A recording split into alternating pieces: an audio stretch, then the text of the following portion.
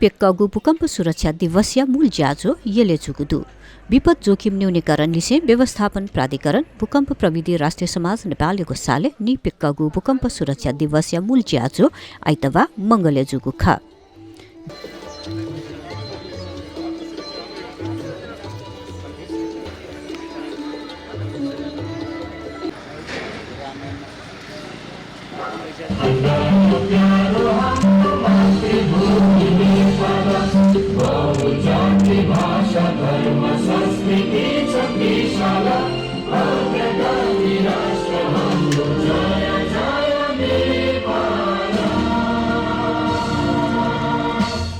विगतका भूकम्पमा परि दिवंगत हुनुभएका व्यक्तिहरूको सम्झनामा 1 मिनेट मौन धारण गरिने कार्यक्रम रहेको छ।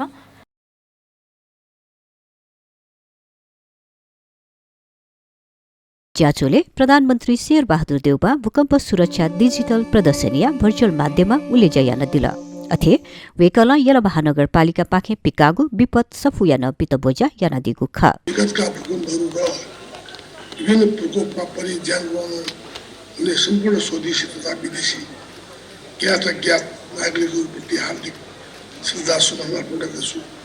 साथै विभिन्न प्रकोपमा परि घाइते तथा अङ्गभङ्ग भई उपचार क्रममा रहनुभएका सबैको ऐतिहासिक र स्वास्थ्य लाभको कामना गर्दछु। हामीले ईस्वी 1960 साल माघ 2 गते हालसम्मै सबैभन्दा ठुलो भूकम्पको दिनलाई स्मरण गर्दै भूकम्प सुरक्षा दिवसको रूपमा मनाउँदै आएका छौँ। यस वर्ष कोभिड-19 को महामारी तेस्रो चरणको लहरको त्रासदी बीच यो दिवस सांस्कृतिक कार्यक्रमको आयोजना गरी मनाइरहेका छौँ। विगत 2 वर्षदेखि कोभिडको महामारीले हामीलाई आक्रान्त तुल्याइरहेको छ। यसरी विभिन्न समयमा विभिन्न रूपमा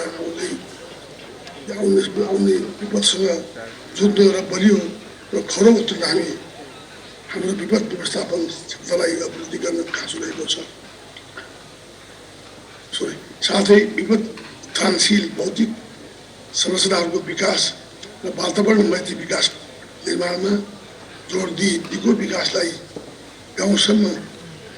गाउँदेखि सहरसम्म संस्थापित गर्न जरुरी छ।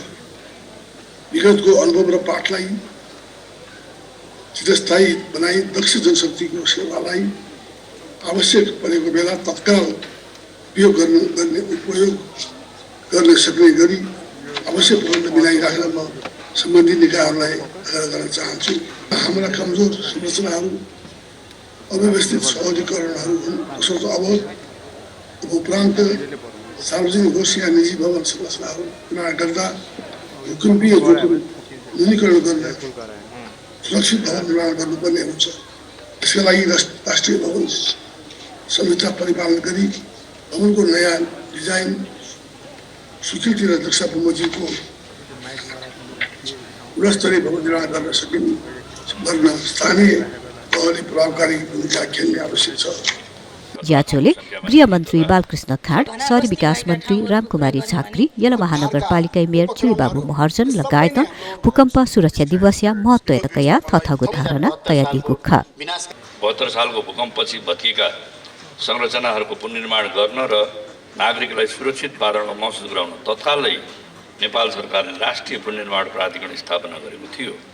प्राधिकरणले क्षति भएका संरचना तथा भूकम्प पीडित नागरिकहरूको विवरण तयार गरी पुनर्निर्माणको कार्य अगाडि बढायो। विगत 6 वर्षमा राष्ट्रिय पुनर्निर्माण प्राधिकरणले गरेका प्रयास तथा विभिन्न निकायहरूले गरेका सहयोगको कारण पुनर्निर्माण र पुनर्स्थापनाका क्षेत्रमा महत्त्वपूर्ण उपलब्धिहरू हासिल भएका छन्। 2078 साल पुस 9 गतेबाट राष्ट्रिय पुनर्निर्माण प्राधिकरणको समावेश सकिएकोले प्राधिकरणले सम्पादन गरेका कामहरूको समस्त अनुभव, ज्ञान, सिप, तथ्याङ्क र सिकाइहरूलाई सुरक्षित राख्न र बाँकी रहेका पुनर्निर्माण, समन्वय, सहजीकरण तथा अनुगमन लगायतका कार्यहरूको लागि राष्ट्रिय विपद जोखिम न्यूनीकरण तथा व्यवस्थापन प्राधिकरण अन्तर्गत भूकम्प पुनर्निर्माण इकाइ स्थापना गरी कार्य सम्पादनमा निरन्तरता दिने व्यवस्था मिलाइएको छ। तसर्थ भूकम्प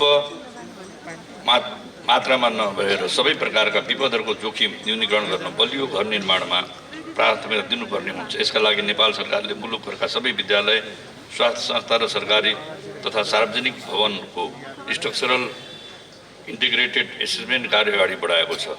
यस्ता ठुला विपदलाई डिजास्टर रिस्क फिनान्सियल एसेसमेन्ट गरी विपद व्यवस्थापनमा बिमाको प्रयोगलाई प्राथमिकता दिँदै जोखिमलाई निजी क्षेत्रसँग साझेदारी गरी अघि बढाउनको लागि तयार गरिएको रणनीति छिट्टै नै कार्यान्वयनमा ल्याइनेछ।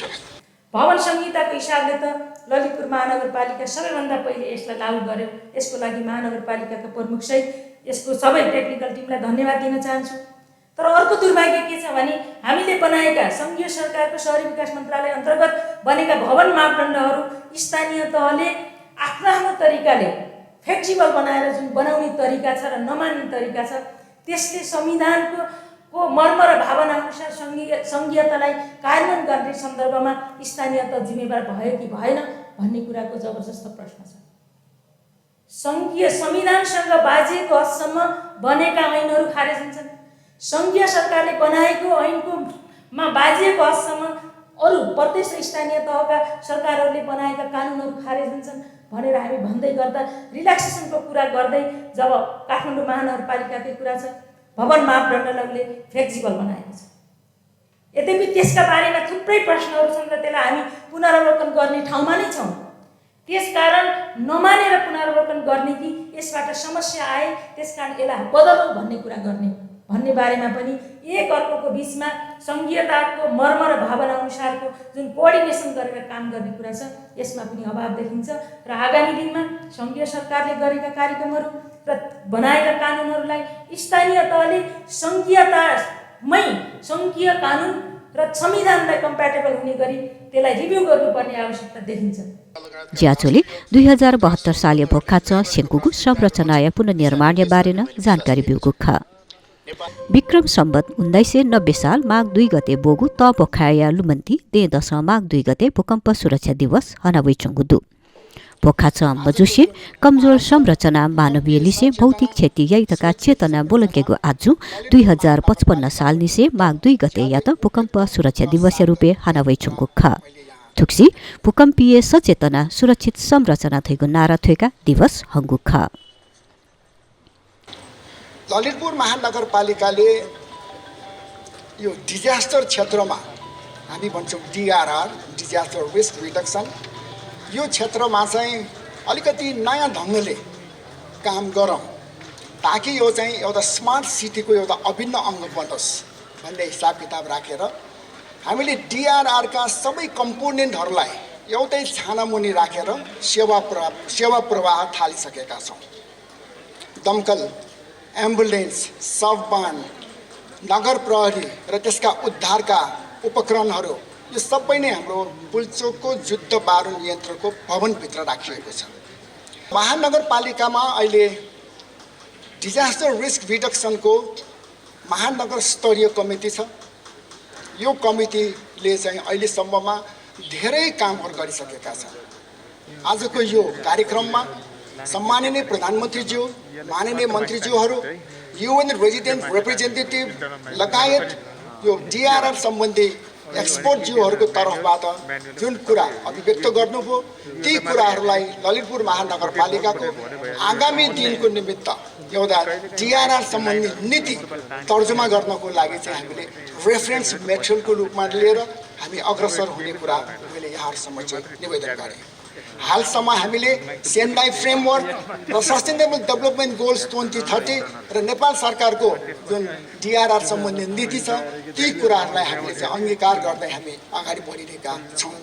र आजको यो कार्यक्रममा सम्माननीय प्रधानमन्त्रीज्यूबाट भर्चुअली हामीलाई सम्बोधन गरेर मार्गनिर्देश गर्नुभयो, त्यसको निमित्त म सम्माननीय प्रधानमन्त्रीज्यूलाई हार्दिक धन्यवाद ज्ञापन गर्न चाहन्छु।